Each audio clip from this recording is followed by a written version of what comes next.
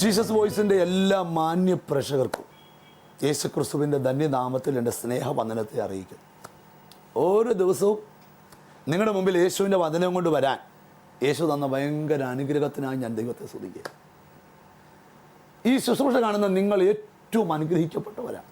പത്രോസ് ലേഖനത്തിൽ പറയുന്നു, അനുഗ്രഹം അനുഭവിക്കാൻ വിളിക്കപ്പെട്ടവരായതുകൊണ്ട് നിങ്ങൾ അനുഗ്രഹിക്കുന്നവരായിരിക്കും. നിങ്ങൾ നിങ്ങളുടെ വീടിനെ നോക്കി അനുഗ്രഹിക്കണം, നിങ്ങളുടെ സമ്പത്തിനെ നോക്കി അനുഗ്രഹിക്കണം, നിങ്ങളുടെ കുഞ്ഞുങ്ങളെ നോക്കി അനുഗ്രഹിക്കണം. ഇന്ന് വരെ നിങ്ങളുടെ ലൈഫിൽ ഉണ്ടാകാത്തൊരു അനുഗ്രഹം കർത്താവ് ഈ വർഷം നിങ്ങൾക്ക് തരും. നമുക്ക് കർത്താവിൻ്റെ വചനത്തിലേക്ക് പ്രവേശിക്കാം. ഇന്ന് ഈ എപ്പിസോഡ് സ്പോൺസർ ചെയ്ത ഫാമിലിയെ യേശു ഐശ്വര്യമായി അനുഗ്രഹിക്കട്ടെ, കർത്താവ് അവരെ അനുഗ്രഹിക്കട്ടെ. നമുക്ക് കർത്താവിൻ്റെ വചനത്തിലേക്ക് വരാം.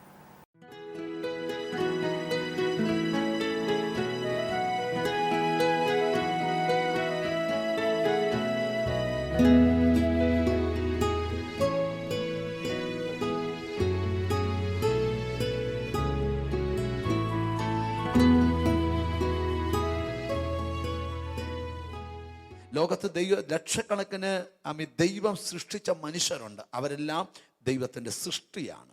എന്നാൽ മക്കൾ ആരാന്നറിയാമോ? അവനെ കൈക്കൊണ്ട് അവൻ്റെ നാമത്തിൽ വിശ്വസിക്കുന്ന ഏവർക്കും ദൈവ മക്കളാകാൻ അവൻ അധികാരം കൊടുത്തു. ഒരു കാര്യം, അവൻ്റെ മക്കൾ കൈ ഉയർത്തി ഒരു ഹല്ലേലൂയ പറഞ്ഞാട്ട്.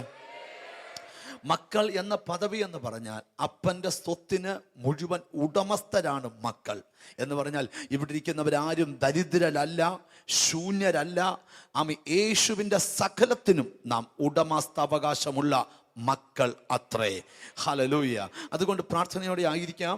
നിങ്ങളുടെ ഒരു കാര്യം സ്നേഹത്തോടെ ഞാൻ ഓർപ്പിച്ച് വചനത്തിലേക്ക് കടക്കാം. നിങ്ങൾ ഏറ്റവും അധികം യേശുവിനെ സ്നേഹിക്കാൻ തീരുമാനിക്കണം. ഹല്ലേലൂയ. ലോകത്തെ സ്നേഹിക്കരുത്, മറിച്ച് ആരെ സ്നേഹിക്കണം? യേശുവിനെ സ്നേഹിക്കണം. അടുത്തിരിക്കുന്ന ആളെ തൊട്ട് പറ, യേശുവിനെ സ്നേഹിക്കണമെന്ന് പറ. ഹല്ലേലൂയ.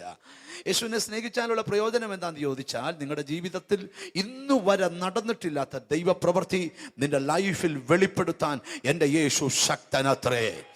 ഉറപ്പുള്ളവരാമീൻ പറഞ്ഞു തുടങ്ങിയാട്ട് നമുക്ക് പ്രതീക്ഷയോടെ ആയിരിക്കാം. ഇന്ന് കർത്താവിൻ്റെ വചനം ഇതിനകത്ത് വെളിപ്പെടുവാൻ പോകുകയാണ്. വേദപുസ്തകത്തിൽ നിന്ന് നമുക്കൊരു തിരുവെഴുത്ത് വായിക്കാം.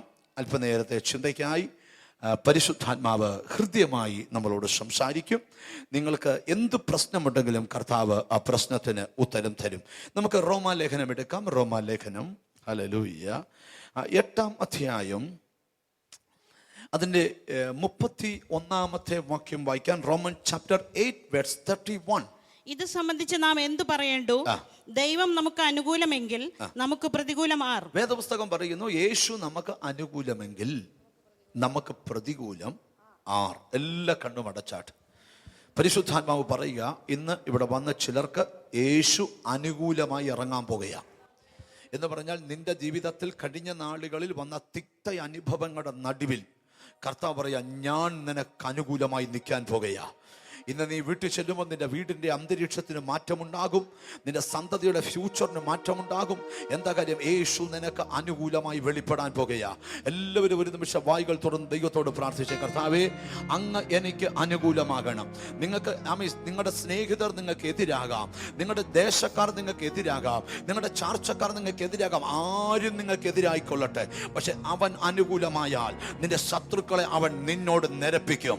അവൻ്റെ ശത്രുക്കളെ നിന്നോട് അവൻ ചേർത്ത് നിർത്തും. 1-2 മിനിറ്റുകൾ വായുകൾ തുറന്ന് പ്രാർത്ഥിച്ചാട്ട് എന്നോട് കർത്താവ് പറയുക, ഈ ആഴ്ചകളിൽ, ഈ മാസങ്ങളിൽ, ഈ 2013 യേശു നിങ്ങൾക്ക് അനുകൂലം എന്ന് ചിലർ നോക്കി നിൽക്കെ തന്നെ കർത്താവ് വെളിപ്പെടുത്തി തരാൻ പോകുകയാ. 1-2 മിനിറ്റുകൾ പ്രാർത്ഥിക്കാൻ തയ്യാറായിക്കേ. യേശുവിൻ അധികാരമുള്ള നാമത്തിൽ രോഗം നിന്റെ ജീവനെ കൊണ്ടുപോകുമെന്ന് പറയുമ്പോൾ വിളിച്ചു പറയണം, യേശു അനുകൂലമത്രേ, യേശു അനുകൂലമത്രേ.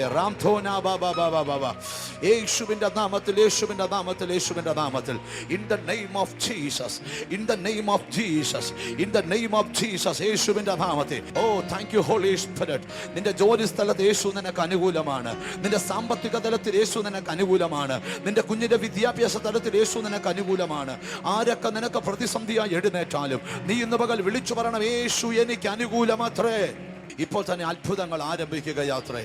ഇപ്പോൾ തന്നെ അത്ഭുതങ്ങൾ ആരംഭിക്കുകയാത്രേ.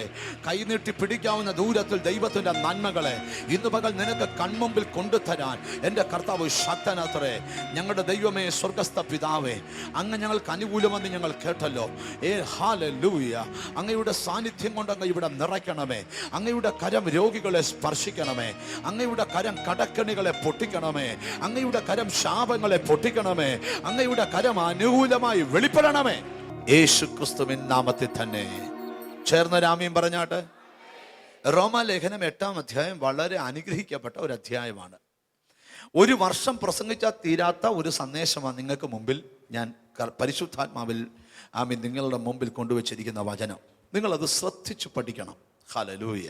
ഈശ്വരുടെ കഴിയുമ്പോൾ ഈ അന്തരീക്ഷം എല്ലാം മാറും. ഇതിനകത്ത് തന്നെ ദൈവം നിങ്ങൾക്ക് അനുകൂലമാണെന്ന് കർത്താവ് തെളിയിക്കും. ഒരു കാര്യം നിങ്ങൾക്ക് ചിരിച്ചോണ്ട് ഈ സ്റ്റെപ്പ് ഇറങ്ങിപ്പോകാം. അതിന്റെ കാരണം ദൈവം നിനക്ക് അനുകൂലമാണ്. നിന്റെ ജീവിതത്തിൽ ആർക്കും അഴിക്കാൻ വയ്യാത്ത കുരുക്ക് കിടക്കുക, പക്ഷെ നീ പേടിക്കേണ്ട. ഇന്ന് പകൽ യേശു നിനക്ക് അനുകൂലമാണ്. സാഹചര്യങ്ങൾ നിന്റെ ഭാവിയെ തകർക്കാൻ നോക്കുമ്പോഴും വിളിച്ചു പറയണം, യേശു നിനക്ക് അനുകൂലമാണ്. നിന്റെ സന്തതികളെ പിശാച് വേട്ടയാടിക്കൊണ്ടിരിക്കുക, വിടുതലില്ലെന്ന് പറയുമ്പോൾ നീ വിളിച്ചു പറയണം, ഇന്ന് സാഹചര്യം മാറും, കാര്യം യേശു എനിക്ക് അനുകൂലമത്രേ.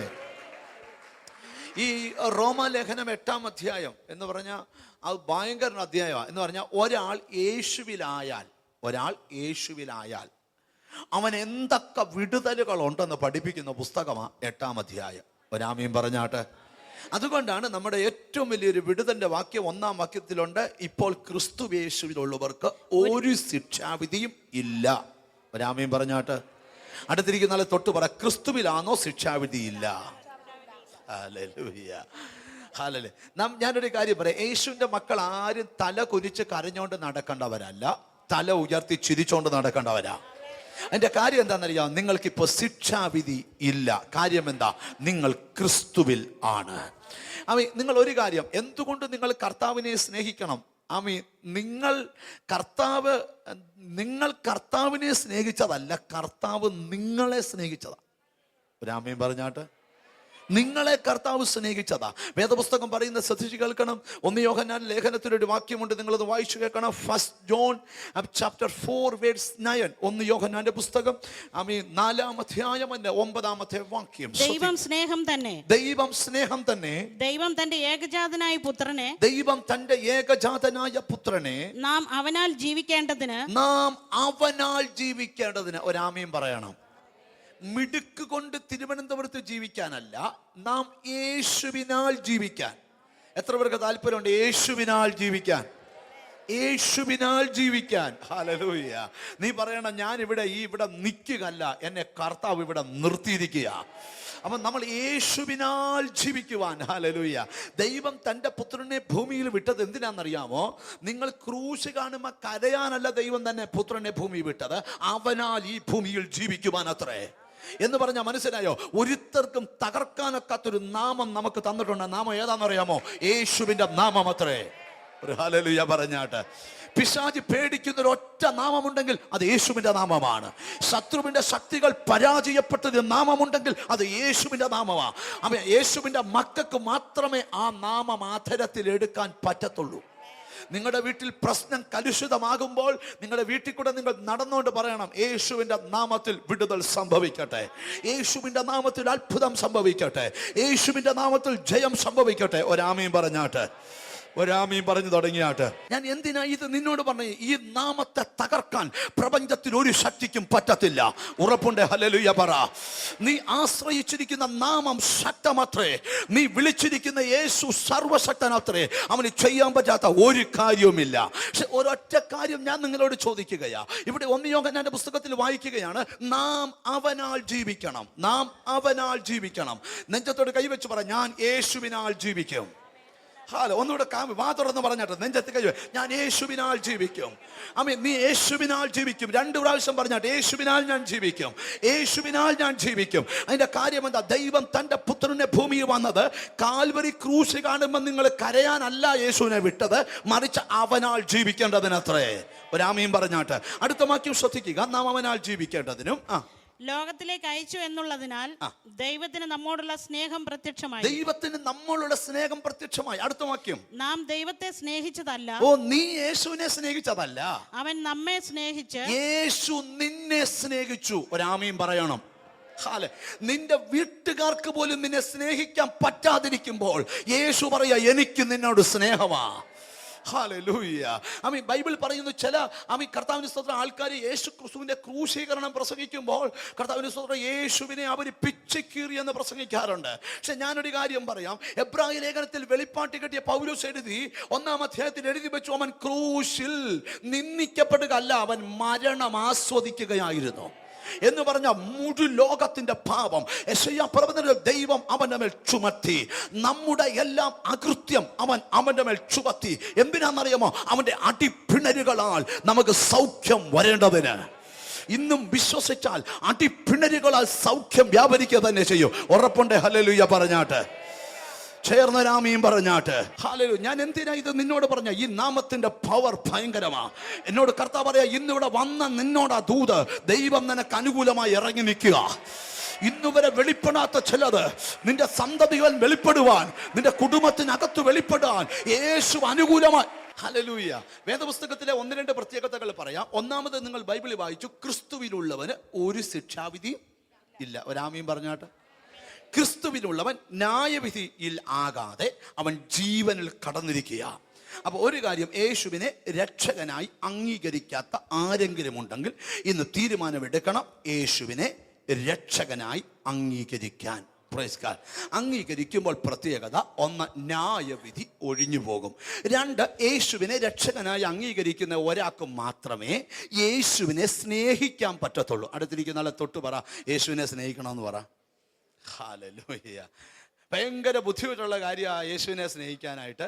കർത്താവ് ലോകത്തിൽ സ്നേഹിക്കാൻ 1000 കാര്യം നമ്മുടെ മുമ്പിൽ തന്നു എന്ന് പറഞ്ഞാൽ 1-2 കാര്യം പറയാം. 1, നല്ല മനോഹരമായ വീട്, നല്ല ഭാര്യ, അയ്യോ ഒരു സ്വത്രം പറയുന്നില്ലല്ലോ, നല്ല പിള്ളേര്, നല്ല ഗാർഡൻ. ചിലർക്ക് പിള്ളേരെക്കാട്ടി ഇഷ്ടം പൂച്ചക്കുട്ടിയാ, പട്ടിക്കുട്ടിയാ. അതെല്ലാം തന്നു ജീസസ്. Bank balance system. നിനക്ക് സ്നേഹിക്കാൻ 1000 കാര്യം തന്നിച്ച് പറഞ്ഞു, കർത്താവ് ഞാൻ അതിനെ ഒന്നും സ്നേഹിക്കരുത്, എന്നെ സ്നേഹിക്കണം. ഹല്ലേലൂയ. കർത്താവ് എന്തിനാ ഇങ്ങനൊരു വ്യവസ്ഥ വെച്ച്? സ്നേഹം അങ്ങോട്ട് കൊടുത്താൽ പലതും ഇങ്ങോട്ട് തരാൻ കർത്താവ് തയ്യാറാ. സദൃശ്യവാക്യത്തിലൊരു വാക്യമുണ്ട്, വായിക്കണ്ട, ഞാൻ അങ്ങ് പറയാം. കർത്താവിന് സ്തോത്രം. എൻ്റെ കയ്യിൽ ധനമുണ്ട്, എൻ്റെ കയ്യിൽ മാനമുണ്ട്, എൻ്റെ കയ്യിൽ പുരാതന സമ്പത്തുണ്ട്.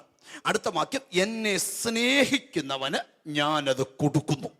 അപ്പൊ കർത്താവിനെ സ്നേഹിക്കുന്നവന് ഒരുക്കി വെച്ചിരിക്കുന്നത് ശ്രേഷ്ഠമേറിയതാ. ഇവിടെ വേദപുസ്തകത്തിൽ എടുത്താ പൊങ്ങാത്തൊരു വാക്യമുണ്ട്. ഇന്ന് ആ വാക്യം ഈ റോമാലേഖനം 8-ാം അധ്യായത്തിൽ നമ്മൾ വായിച്ച വാക്യത്തിന്റെ തൊട്ടുമേളിൽ കിടക്കുവാണ്. 28-ാമത്തെ വാക്യം. എന്നാൽ ദൈവത്തെ സ്നേഹിക്കുന്നവർക്ക്, നിർണയപ്രകാരം വിളിക്കപ്പെട്ടവർക്ക് തന്നെ സകലവും നന്മയ്ക്കായി കൂടി വ്യാപരിക്കുന്നു എന്ന് നാം അറിയുന്നു. ഒരാമീൻ പറയണം. നിങ്ങൾ വാക്യം പിടികിട്ടാത്തതുകൊണ്ടാ ചെറിയ ആമീനായി പോയെ. വാക്യം പിടികിട്ടുമ്പോൾ മനസ്സിലാവും. ഈ ശുശ്രൂഷ നടക്കുമ്പം നിനക്ക് തിന്മയായി വന്നതല്ല, നീ തകർന്നു പോകാൻ ചിലത് ചെയ്തതാ, പക്ഷെ നിനക്കത് നന്മയാവും. ദൈവത്തെ സ്നേഹിക്കുന്ന നിനക്കത് യേശു നന്മയാക്കി തരും. എവിടൊക്കെയോ എന്തൊക്കെയോ സംഭവിക്കുകയാ. നീ മുടിഞ്ഞു പോകാൻ പ്രാകിയ പ്രാക്കിനകത്തും യേശുവിനെ സ്നേഹിക്കുന്ന നിനക്കൊരു നന്മ വെച്ചിട്ടുണ്ട്. വിചാരിക്കാത്ത ഒരു നന്മ വെച്ചിട്ടുണ്ട്, പ്രതീക്ഷിക്കാത്തൊരു നന്മ. The blood of Jesus. യേശുവിന്റെ നാമത്തിൽ, യേശുവിന്റെ നാമത്തിൽ, യേശുവിന്റെ നാമത്തിൽ ഇതുവരെ സംഭവിക്കാത്തത് ആത്മാവിൽ കണ്ടു തുടങ്ങുന്നവർക്കായി ഞാൻ ദൈവത്തെ സ്തുതിക്കുക. എന്നോട് കർത്താവ് പറഞ്ഞ 2 കാര്യങ്ങളാണ്. 1, ജനത്തോട് പറയണം എന്നെ സ്നേഹിക്കണം. സ്നേഹിച്ചാലുള്ള പ്രത്യേകത, ഏത് തിന്മയും ഇന്ന് യോഗം കഴിയുന്നതിന് മുമ്പേ കർത്താവ് നന്മയാക്കി തരും. ഉറപ്പുണ്ടോ നിങ്ങൾക്ക്? ചിലത് നന്മയാകാൻ പോവാ. വിശ്വസിക്കുന്ന നിങ്ങളുടെ അടുക്കലോട്ട് ഇറങ്ങി വരാൻ എൻ്റെ മനസ്സിനകത്ത് ഭയങ്കര ആവേശം വരുന്നു. ചിലരെ തൊടാൻ സമയമായി. ഇപ്പം കർത്താവ് ചിലരെ തൊട്ടാൽ അത് വിതിൻ സെക്കൻഡ് ആ വ്യക്തി വിടുവിക്കപ്പെട്ടിരിക്കും. അതിൻ്റെ കാരണം അവൻ നിനക്ക് അനുകൂലമായി ഇറങ്ങി നിൽക്കുക. നിന്റെ വസ്തുവിന്മേൽ കിടക്കുന്ന സകല ബന്ധനത്തെയും പൊട്ടിച്ചോണ്ട് അവൻ നിനക്ക് അനുകൂലമെന്ന് തെളിയിക്കാൻ പോവുക കർത്താവ്. വിശ്വാസ കണ്ണാൽ കണ്ടു തുടങ്ങുന്നവർക്കായി ഞാൻ ദൈവത്തെ സ്തുതിക്കുക. നിന്റെ തല കുനിയാൻ പോകുകയല്ല, നിന്റെ കല കർത്താവ് നിവർത്തുവാൻ പോകുകയാ. കാര്യം എന്താ? വചനത്താൽ ഒരു അനുഗ്രഹം നിന്റെ കുടുംബത്തിൽ വരാൻ പോകുകയാ. ഹല്ലേലൂയ. ഞാൻ ഒരു കാര്യം നിങ്ങളോട് പറയാം. 1 യോഹന്നാന്റെ പുസ്തകത്തിൽ എഴുതിയിരിക്കുന്ന ഒരു ഭാഗമുണ്ട്, തികഞ്ഞ സ്നേഹം ഭയത്തെ പുറത്താക്കുന്നു. കർത്താവിനെ സ്നേഹിച്ചാൽ മൂന്നാമത്തെ പ്രത്യേകത, ഭയം നിന്നെ കാർന്ന് പിടിക്കത്തില്ല. ഒരാമയും പറഞ്ഞാട്ട്. ചില മരണഭയങ്ങൾ നീങ്ങിപ്പോകൂ. അനർത്ഥം വരുമോ എന്ന ഭയം നീങ്ങിപ്പോകയാ. വേദപുസ്തകം പറയുന്ന സത്യങ്ങളും, രാത്രിയിലെ ഭയത്തെയും പകൽ പറക്കുന്ന അസ്ത്രത്തെയും ഇരുട്ടിൽ സഞ്ചരിക്കുന്ന മഹാമാരിയെയും ഉച്ചയ്ക്ക് നശിക്കുന്ന സംഹാരകനെ നിനക്ക് പേടിപ്പാൻ ഇല്ല. ഇതൊന്നും ഭൂമിയിൽ ഇല്ലെന്നല്ല, ഇതെല്ലാം ഭൂമിയിലുണ്ട്. പക്ഷെ ഒന്നിനെ നീ പേടിക്കേണ്ട. കാരണം തികഞ്ഞ സ്നേഹം ഭയത്തെ പുറത്താക്കോ. ഒരു ഹല്ലേലൂയ പറഞ്ഞാട്ട്. വേദപുസ്തകം പറയുക, നാളെ എന്താകുമെന്നുള്ള വേദന നിന്നെ അലട്ടുന്നുണ്ടെങ്കിൽ വചനം പറയുക, നീ പേടിക്കണ്ട. കർത്താവിന്റെ സ്തോത്രം. ദൈവം നിനക്ക് വേണ്ടി പ്രവർത്തിക്കാൻ പോകുകയാ. ദൈവത്തെ സ്നേഹിക്കുന്നവരെ കുറിച്ച് ബൈബിൾ പറയുന്നു, തികഞ്ഞ സ്നേഹം ഭയത്തെ പുറത്താക്കുന്നു. ഒരാമീൻ പറഞ്ഞു തുടങ്ങിയാട്ട്. റോമൻ ചാപ്റ്റർ 8 verse 31, 8-ാം അധ്യായം 31-ാമത്തെ വാക്യം വായിച്ചാട്ട്. ഇത് സംബന്ധിച്ച് നാം എന്ത് പറയണ്ടു? ഇത് സംബന്ധിച്ച് നാം എന്ത് പറയണ്ടു? ദൈവം നമുക്ക് അനുകൂലമെങ്കിൽ നമുക്ക് പ്രതികൂലമാ. യേശു നമുക്ക് അനുകൂലമെങ്കിൽ നമുക്ക് പ്രതികൂലം ആര്? ചേർന്ന രാമിയും പറഞ്ഞാട്ട്. നിങ്ങൾ നോക്കിക്കോണം, നിങ്ങളുടെ പ്രാർത്ഥനാ മുറിയിൽ ഇന്ന് മുഴങ്ങാൻ പോകുന്ന ഒരേ ഒരു ശബ്ദം, യേശു നിങ്ങൾക്ക് അനുകൂലം എന്നുള്ളതാ. ഉറപ്പുള്ളവർ ആമീൻ പറഞ്ഞാട്ട്. ദൈവം അനുകൂലമായി വെളിപ്പെടുകയാണെങ്കിൽ എല്ലാ പ്രതികൂല സാഹചര്യങ്ങളും ഇന്ന് പകൽ ദൈവം അനുകൂലമായ അവസ്ഥയിലേക്ക് കൊണ്ടുവരും. എന്ന് പറഞ്ഞാൽ പ്രതികൂലം അവസ്ഥയെ അനുഭവിച്ചുകൊണ്ടാണ് ഒരാൾ ഈ ദൂത് കേൾക്കുന്നതെങ്കിൽ നിങ്ങളോട് പരിശുദ്ധാത്മാവിന് ഒന്നേ പറയാനുള്ളൂ, ദൈവം അനുകൂലമായി നിങ്ങളോട് ചേർന്ന് നിൽക്കുന്നത് കൊണ്ട് ആ പ്രതികൂലത്തെ നിങ്ങൾ വിഭജിച്ചു കയറാൻ പോകുകയാ. ഉറപ്പുണ്ടേ? ഹല്ലേലൂയ പറഞ്ഞാട്ട്. ഒരു കാര്യം നിങ്ങൾ ആത്മാവിൽ കണ്ടു തുടങ്ങണം. 1000 പ്രശ്നങ്ങളുമായിട്ടാണ് ഈ ദൂത് കേൾക്കുന്നതെങ്കിൽ ആ പ്രശ്നത്തെ നിങ്ങൾ ജയിക്കാൻ പോകുകയാ. അതിന്റെ കാര്യം എന്താ? ഒരുവൻ അനുകൂലമായി ഈ ആരാധനയ്ക്ക് നടുവിൽ വെളിപ്പെട്ട് നിൽപ്പുണ്ട്. സങ്കീർത്തന പുസ്തകത്തിൽ വായിക്കുന്ന ഒരു ഭാഗമുണ്ട്, ഞാൻ വിളിച്ചപേക്ഷിക്കുമ്പോൾ എൻ്റെ ശത്രുക്കൾ പിന്തിരിയുന്നു. അടുത്ത വാക്യം ശ്രദ്ധിക്കണം, ദൈവം അനുകൂലമെന്ന് ഞാൻ അറിയുന്നു. ഒരാമയും പറഞ്ഞാട്ട്. എന്നോട് കർത്താവിൻ്റെ ആത്മാവ് പറയുന്ന ഒരു സന്ദേശം നിങ്ങളോട് പറയാം. നിങ്ങൾ ചില പ്രതിസന്ധിയെ നേരിടാൻ പോകുക എന്ന് പറഞ്ഞാൽ അതിനകത്തൂടെ നിങ്ങൾ നടന്നു പോകാൻ പോകുക. അതിൻ്റെ കാരണം അനുകൂലകനായി കർത്താവ് കൂടെ നിൽക്കുകയാ. ഉറപ്പുണ്ട്? ആമീൻ പറഞ്ഞാട്ട്. നീ പറഞ്ഞു നിന്നെ തകർക്കും എന്ന് പറഞ്ഞ ആ പ്രശ്നം, നീ പറഞ്ഞു നിന്നെ ഇല്ലായ്മപ്പെടുത്തും എന്ന് പറഞ്ഞ ആ പ്രശ്നം, അതിനകത്തൂടെ നീ കൃപയാൽ മുന്നോട്ട് പോകാൻ പോവുക. ഉറപ്പുള്ളവർ ആമീൻ പറഞ്ഞാട്ട്. നിന്നെ കാണുമ്പോൾ പ്രശ്നങ്ങൾ തന്നെ വഴിമാറി തുടങ്ങും. എത്ര പേർക്ക് വിശ്വസിക്കാൻ പറ്റും? എത്ര പേർക്ക് വിശ്വസിക്കാൻ പറ്റും? ഇന്ന് യോഗം കഴിഞ്ഞ് നീ വീട്ടിൽ ചെല്ലുമ്പോൾ നിന്റെ വീടിന്റെ അന്തരീക്ഷത്തിന് തന്നെ മാറ്റം ഉണ്ടാകും. അതിന്റെ കാര്യം എന്താ? യേശു അനുകൂലമായി വെളിപ്പെട്ടു വരാൻ പോകുകയാ. വിശ്വസിക്കുന്നവർ കരങ്ങൾ ചേർത്തൊന്ന് തട്ടിയാട്ടെ. ഹല്ലേലൂയ.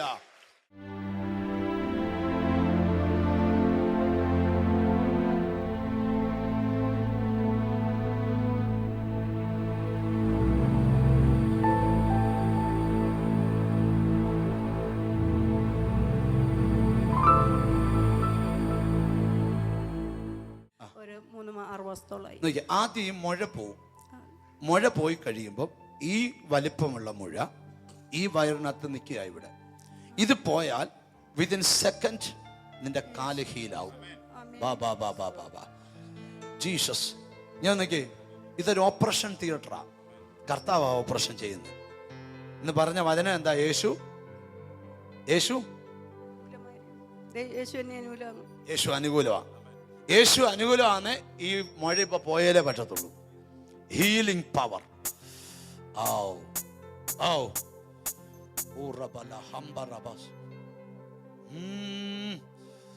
സൗഖ്യത്തിന്റെ കൈ തൊടട്ടെ, തൊടട്ടെ, തൊടട്ടെ. 2 മിനിറ്റ് നിങ്ങൾ പ്രാർത്ഥിച്ചുകൊണ്ട് നിൽക്കുക. ഇപ്പോൾ അത് അപ്രത്യക്ഷമാകുന്നു. ജീസസ്. ഇനി കൈയെടുത്ത് ഇനി ഒന്ന് ചിരിച്ചേ എന്നെ. ഇനി അയ്യോ തലയിടുന്ന ഇതൊക്കെ ഒന്ന് വിട്ടേ. ഇപ്പൊ സൗഖ്യമാവുക. ഹല്ലേലൂയ. ഇനി ആ മുഴയുള്ള ഭാഗത്ത് തൊട്ട് നോക്കിയേ. എന്ത് ചെയ്യാ? മുഴയുണ്ടോ? ഇല്ല, കാണുന്നില്ല. ഇവിടെ വരുന്നിടം വരെ ഉണ്ടായിരുന്നല്ലോ, ഈ വലിപ്പത്തിൽ ഉണ്ടായിരുന്നല്ലോ. ഇപ്പൊ എന്ത് ചെയ്യേ? പുറത്തോട്ടകത്തുണ്ടായിരുന്നു. ഇപ്പോഴോ? ഇല്ല, ഇപ്പോൾ അത് കാണുന്നില്ല. ഈ വലിപ്പത്തിൽ ഉണ്ടായിരുന്ന മുഴ നീണ്ട വർഷങ്ങൾ ഈ ശരീരത്തിൽ ഉണ്ടായിരുന്നെങ്കിൽ ഇപ്പോൾ അത് കാണുന്നില്ല. എന്താ ഇവിടെ വരുമ്പോ എന്താ അത്ഭുതം നടക്കുന്നത്? കർത്താവ് ഇവക്ക് അനുകൂലമായി നിൽക്കുകയാത്രേ. ഹല്ലേലൂയ. സന്തോഷമായോ? സന്തോഷമായി. സന്തോഷം. ആന്റിക്ക് വേണ്ടിയാണ് ഈ യോഗ ഇവിടെ വെച്ചത്. അതെ, ഞാൻ കേട്ടിട്ട് വന്നേ.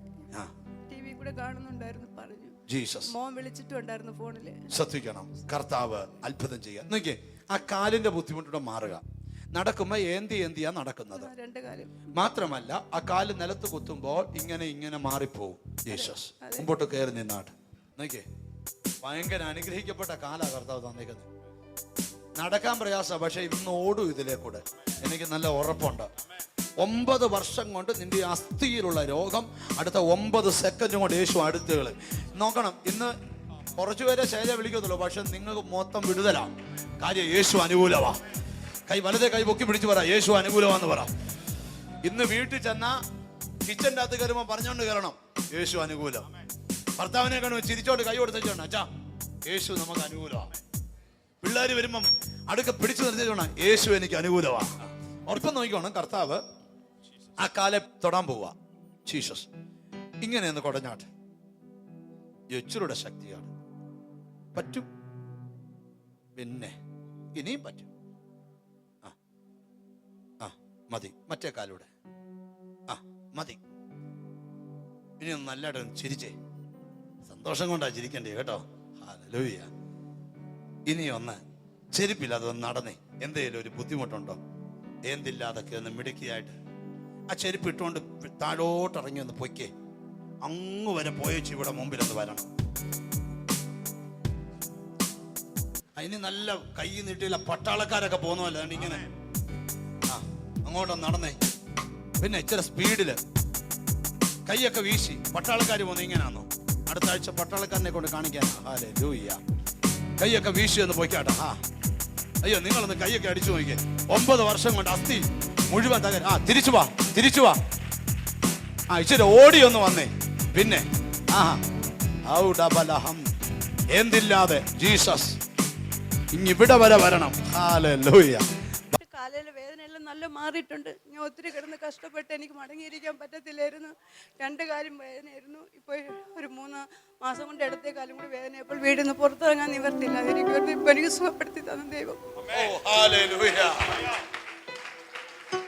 എന്താണെന്നറിയാമോ? പ്രത്യക്ഷമായിട്ട് 1-2 കാര്യങ്ങൾ നിങ്ങളുടെ മുമ്പിൽ ചെയ്തത് യേശു അനുകൂലമാണെന്ന് ഇവിടെ തെളിയിക്കാനാ. എനിക്കറിയാം കർത്താവ് ഭയങ്കര കാര്യങ്ങൾ ഇവിടെ ചെയ്യും. നടക്കത്തില്ലെന്ന് പറഞ്ഞതെല്ലാം ഇന്ന് സംഭവിക്കാൻ പോകുകയാ.